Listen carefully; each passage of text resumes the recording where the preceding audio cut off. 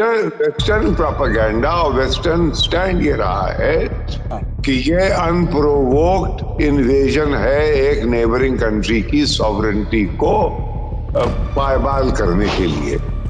चीन जो है वो सबसे बड़ा चैलेंज है।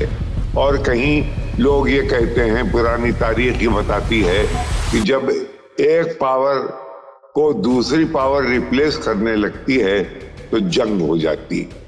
अमेरिका और वेस्टर्न यूरोप और पूरा वेस्ट वो एकजुट होके ये उसने तय कर लिया था कि हमारी फॉरेन पॉलिसी ये होगी कि रूस और चीन को अलग अलग रखें।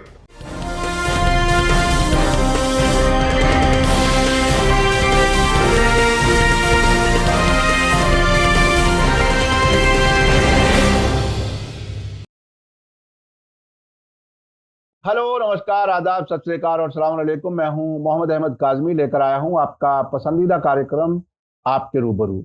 आज संडे है और आज फिर हम सईद नकवी साहब की खिदमत में हैं, लेकिन वो आज दिल्ली में नहीं है। आज वो अपने वतन मुस्तफाबाद में हैं। वहां से उन्होंने हमारे लिए वक्त निकाला है और आप तस्वीर में महसूस कर सकते हैं कि वो ऐसी जगह है जहां ऐसा लगता है कि एक पुराने मकान को फिर से बेहतर और नया करने की कोशिश की जा रही है। नकवी साहब से जो बात करेंगे, इश्यूज जो हैं वो हाल ही में चीन के प्रेसिडेंट शी जिनपिंग और अमेरिका के प्रेसिडेंट जो बाइडेन की G20 समिट में मुलाकात हुई है बाली, इंडोनेशिया में। ये ऐसे वक्त में हुई है जब यूक्रेन जंग जारी है और उसकी वजह से उसके बाद दूरियां कुछ बढ़ी थी। ताइवान एक अपनी जगह एक इशू है, लेकिन यूक्रेन जंग में चीन और रूस के साथ है। ये मीटिंग कितनी अहम थी, क्या कुछ था, क्या बात हुई, इस पर बात करेंगे। और वहीं पर एक और वाकया हुआ है। शी जिनपिंग ने कनाडा के प्राइम मिनिस्टर से मुलाकात की और उनकी एक वीडियो वायरल हो गई जिसमें वो गुस्से में है शी जिनपिंग, और उन्होंने कहा है कि हमारे आपके बाद में जो बात हुई थी हमारे आपके बीच में, वो आपने लीक कर दी। ये अच्छा नहीं किया, इस पर बात करेंगे। और अमेरिका ने सऊदी अरब के क्राउन प्रिंस और हाल ही में प्राइम मिनिस्टर बनाए गए MBS मोहम्मद बिन सलमान को जमाल खाशोगी वाले मुकदमे में इम्यूनिटी दे दी है, जिसकी तवक्को थी, उम्मीद थी।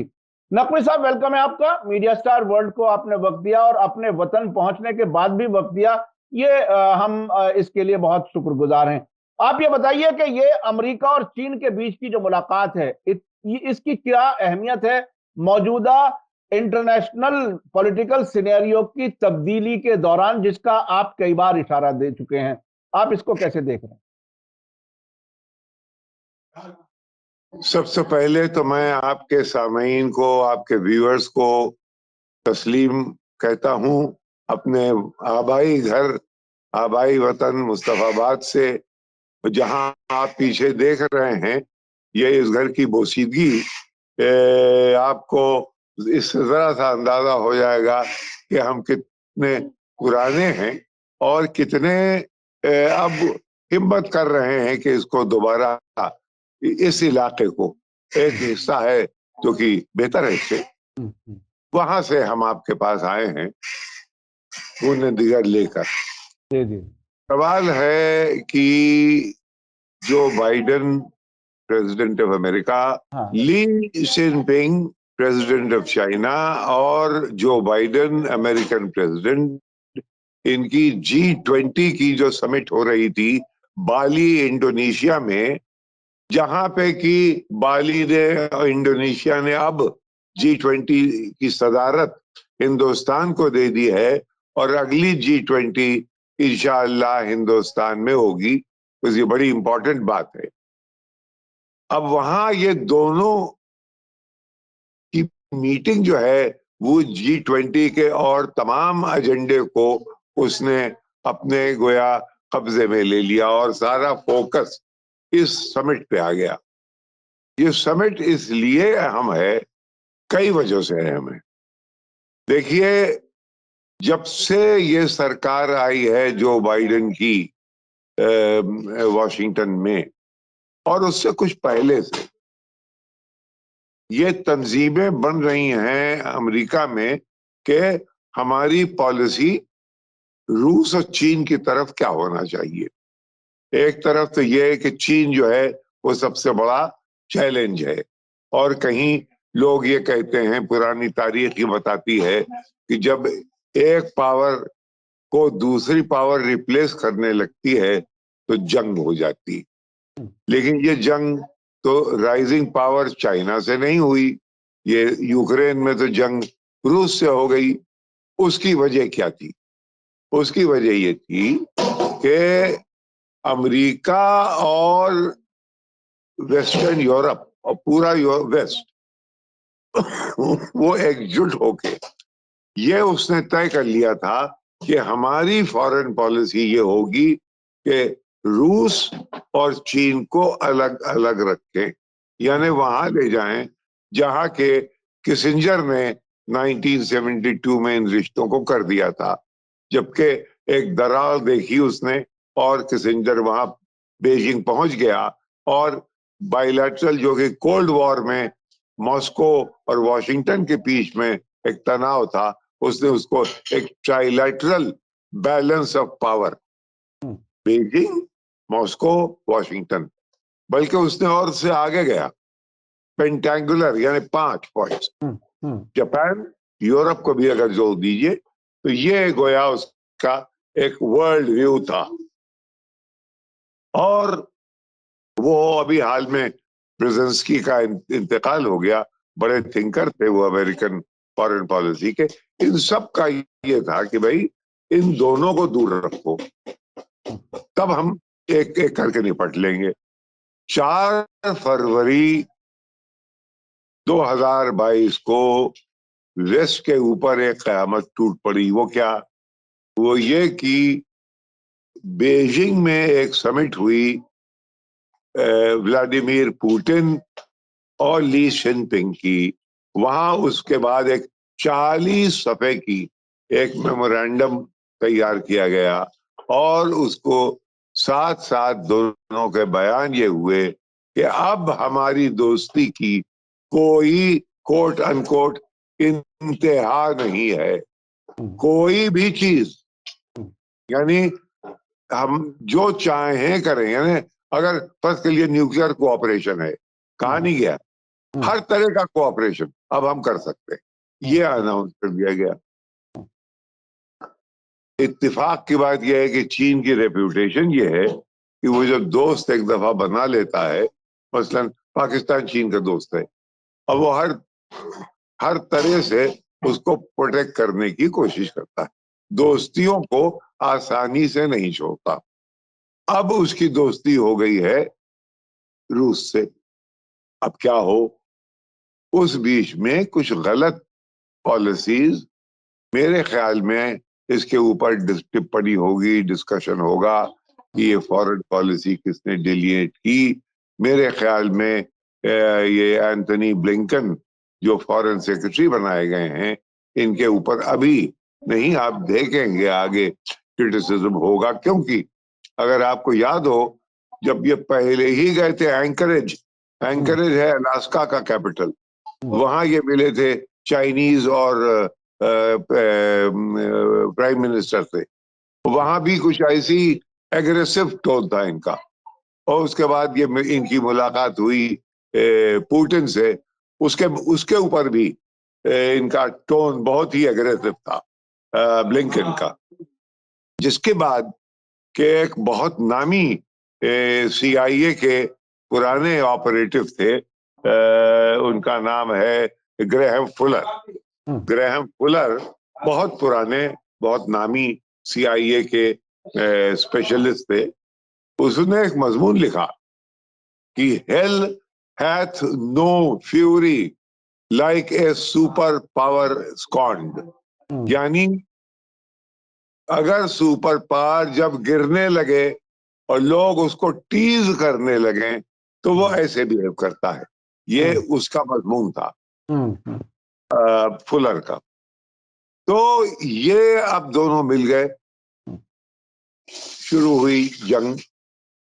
अब जंग के दो रुख, एक रियलिटी एक प्रोपेगेंडा, यानी वेस्ट का टोटल प्रोपेगेंडा नहीं है, लेकिन ज्यादातर वेस्टर्न मीडिया और फ्रंट में आ जाता है।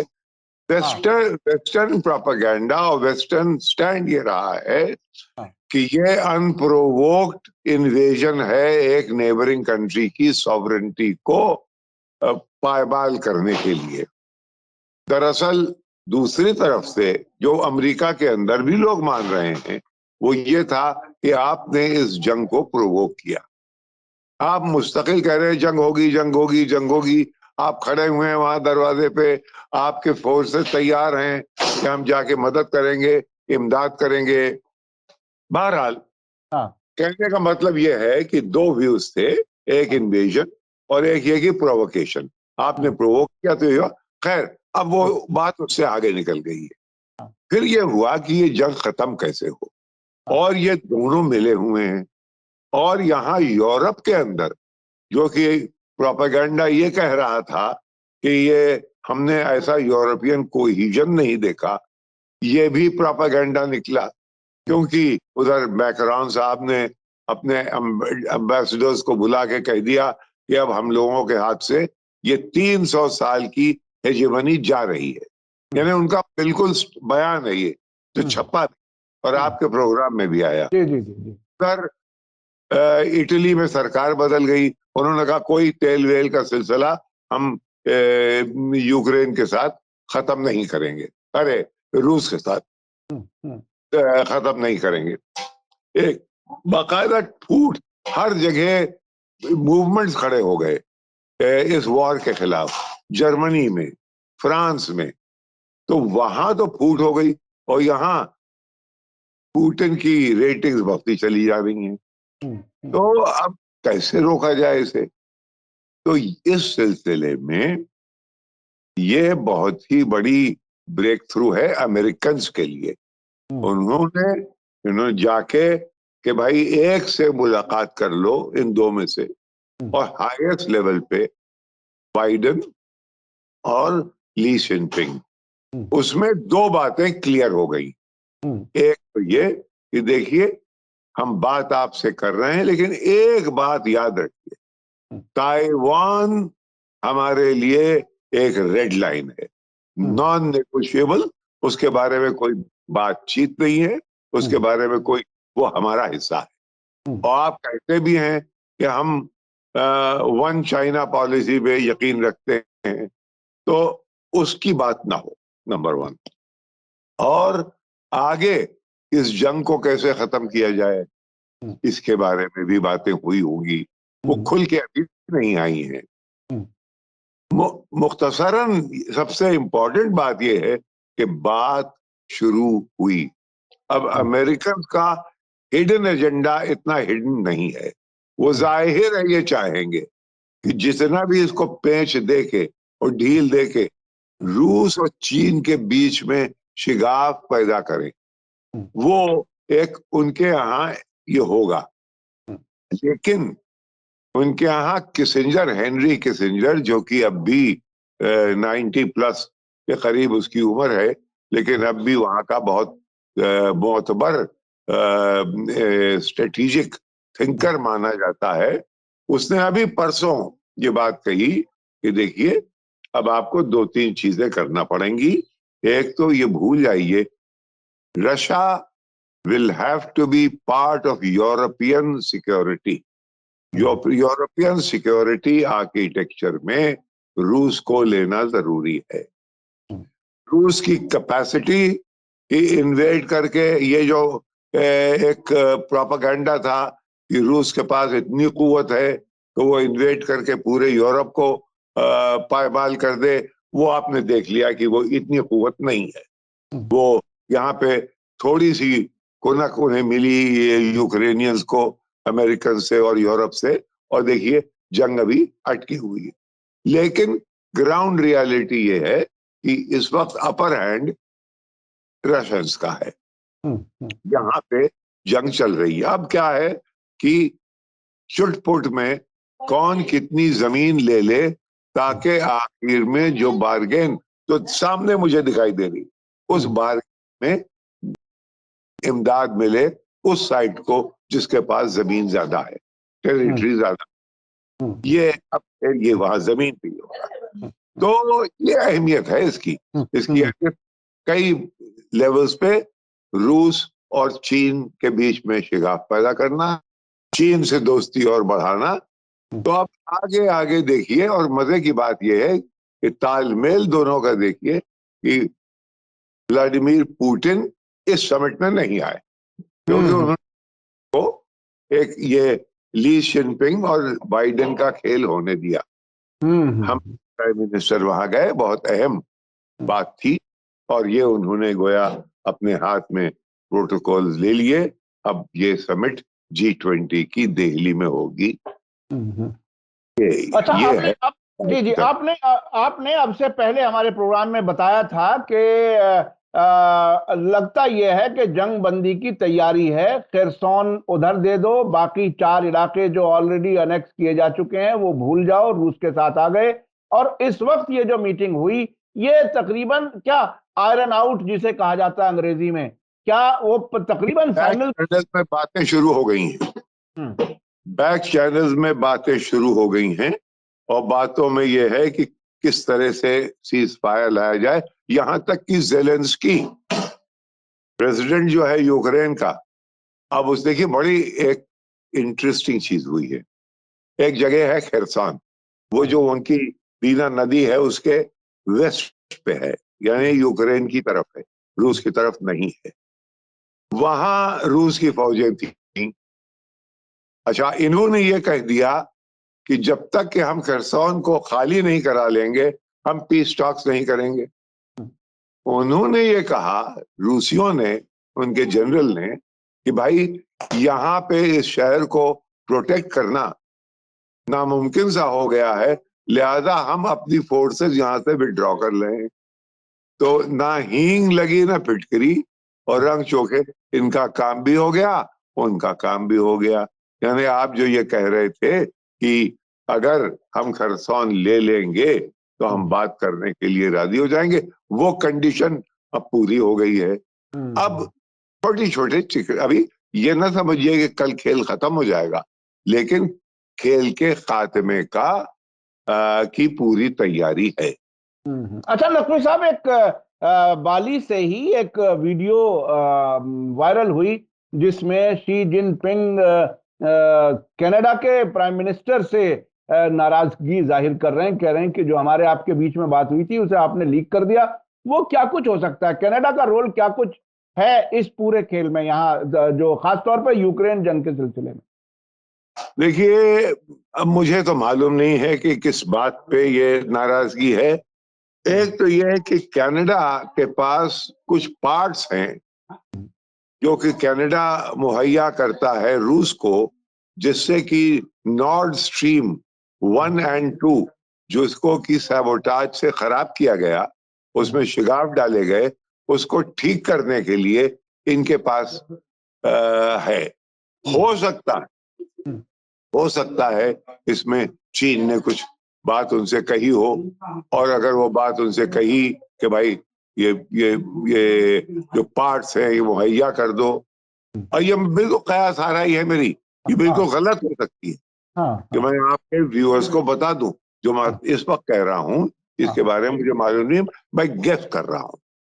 हो सकता है ये हो, वरना कोई बायलैटरल किस्सा हो चीन और ऑटोवा का, ये मुझे मालूम नहीं है। लेकिन ये इन तीनों के बीच में है, रूस, चीन, ऑटोवा, इसके अलावा नहीं। अच्छा, एक खबर आई है अमेरिका से कि उन्होंने मोहम्मद बिन सलमान को इम्यूनिटी दे दी है, ये कहते हुए कि वो प्राइम मिनिस्टर हैं, यानी हेड ऑफ स्टेट हैं, इसलिए एक इंटरनेशनल कानून है उसके तहत जमाल खाशोगी के कत्ल के मामले में वो उन्हें इम्यूनिटी है। और इसी बीच में ये मोहम्मद बिन सलमान पहुंचे हैं इंडोनेशिया, और बहुत से लीडर से आज और कल मिल रहे हैं, बाकायदा कई लीडर्स से मिले हैं। तो ये ऐसे वक्त में ये ऐलान इसके क्या मानी है? और अब से पहले हमने अमेरिका को जमाल खाशोगी के मामले में जो बाइडेन की नाराजगी भी देखी है, और शीरीन अबू अक्ले वाले मामले में भी, जो फिलिस्तीनी जर्नलिस्ट इजराइल ने जिसका कत्ल किया है, उस वाले मामले में भी थोड़ा सा डगमगाया हुआ रोल है मीडिया। अमेरिका इस ताल्लुक से क्या कुछ है मीडिया के सिलसिले में, अमेरिका की ये हुकूमत के ये इस किस्म का जो नजर आ रहा है वो क्या है? काजमी साहब, ये खशोगी के मामले में मोहम्मद बिन सलमान को बिल्कुल छूट दे देना, जैसे कि उसकी गर्लफ्रेंड ने कहा खशोगी की कि अब उसका दूसरा मर्डर हो गया।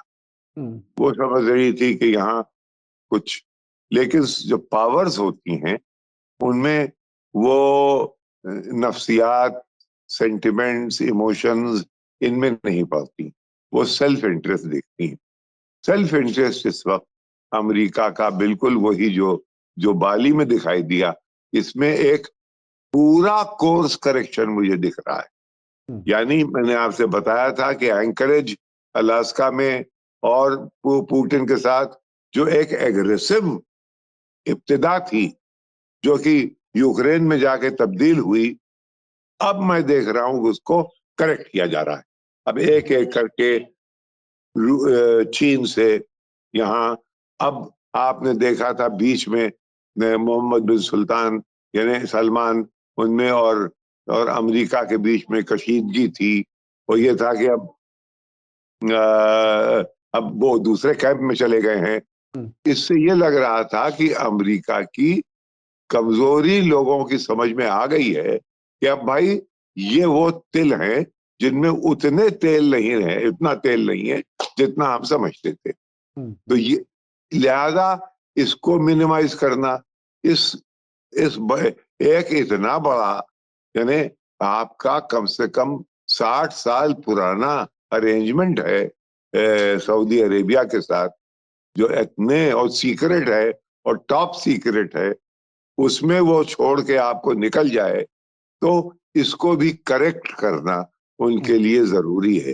तो इस वक्त जो मैं देखता हूं, बाली से लेके रियाद तक, ये अमेरिका का कोर्स करेक्शन है।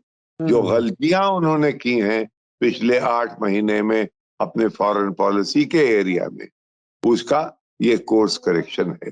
और मैंने आपको मेरे परसों ये जब किसिंजर को सुना, वो भी कह रहा है कि अब मैं ज्यादा मैं अपने आप को करेक्ट करता हूं। जो पेसिमिज्म थी इस फॉरेन पॉलिसी के कंडक्ट पे, अब वो पेसिमिज्म मेरी भी कम हो रही, यानी ये कोर्स करेक्शन जो है ये एक्सेप्ट किया जा रहा है। तो ये एक बहुत एक तरह से तब्दीली है, उसे ठीक करने की कोशिश की जा रही है। ओवरऑल स्ट्रेटेजिक तब्दीली है फॉरेन पॉलिसी में।